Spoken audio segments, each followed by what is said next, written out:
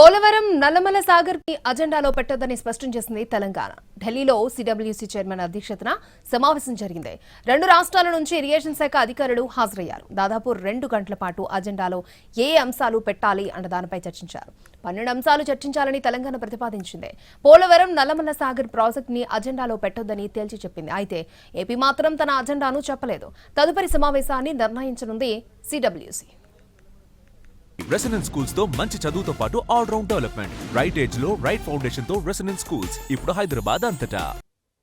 Agenda set చేయడానికి first meeting. So Andhra నుంచి వాళ్ళ ఇష్యూస్, తెలంగాణ నుంచి మన ఇష్యూస్ సిడబ్ల్యూసీకి ప్రజెంట్ చేస్తాము. చేసిన తర్వాత నెక్స్ట్ మీటింగ్ లో ఒక్కొక్క అంశం మీద డిస్కషన్ నల్లమల్ల సాగర్ కాకుండా మిగతావన్నీ పెట్టారా? అంటే మన సైడ్ నుంచి అది కూడా పెడతాము అజెండాలో. ఎవరు అడిగారు పోలవరం నల్లమల్ల సాగర్ అజెండాలో ఉండొద్దన్నది తెలంగాణ వాదన? మనం ఫస్ట్ అన్నాం కదా, ఒక లెటర్ రాసాము.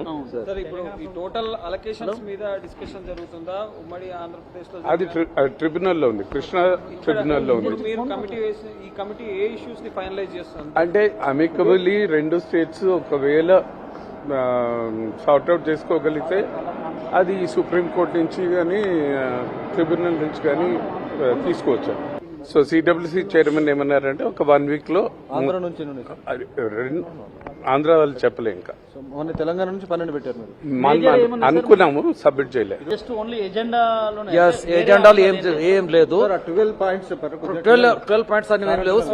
స్పెసిఫిక్ అని కాదు, అవి తయారు చేసి పంపిస్తారు వీక్ లో. All inter state issues will be put అండి, not any specific, all inter state. Polavaram Nallamalla Sagar కూడా వస్తుంది కదా? వస్తుందంటే వాళ్ళు పెడితే మరి వీఆర్ నాట్ యాక్సెప్ట్.